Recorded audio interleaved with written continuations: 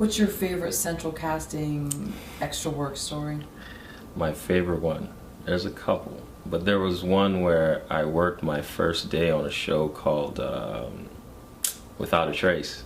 It's a CBS show. Yes, I did it too. Yeah, and I went there, you know, it was one of those big casting calls where you had to go a day early to get dressed up in some prison outfit. So I'm like, all right, I'm just going to be a prison dude.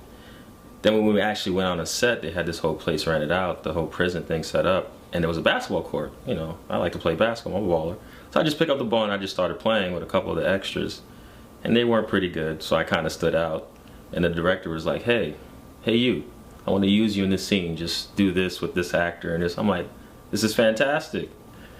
So I did the thing, and you know, there's a couple of extras there who were trying to upstage me, of course. Then at the end of the day, you know, you usually, if you're an extra, you get a non-union voucher. And it's my first gig, so I'm thinking I'm going in that line. He was like, hey, you're the guy, come here, you're on this line.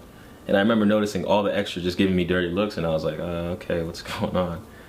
Then, since it was a 3-day thing, the first day they did whatever, they gave me 2 SAG vouchers on my first extra work for Central. And, you know, I didn't have my car at the time, so one of the extras took me home after we shot. And the whole way there, he was just telling me how lucky I was. He hated my guts, all that, because he had been doing it for like 5 years, and he barely had one, so that was interesting. This was your first job? My first extra job for Central Casting. So what would you advise to other people about doing extra work? Because there are sort of unspoken rules that you do learn after watching and being burned or having success. You're absolutely right.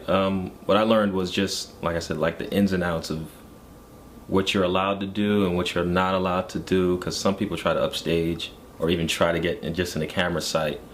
Me, basically, it was just learning. I was just paying attention to what the actors were doing offset.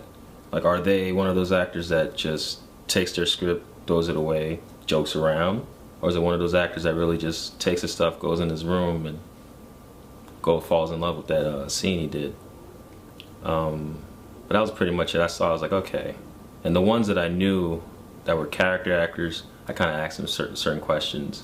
But extras, like, once again, you're only allowed certain things or allowed to talk to certain people.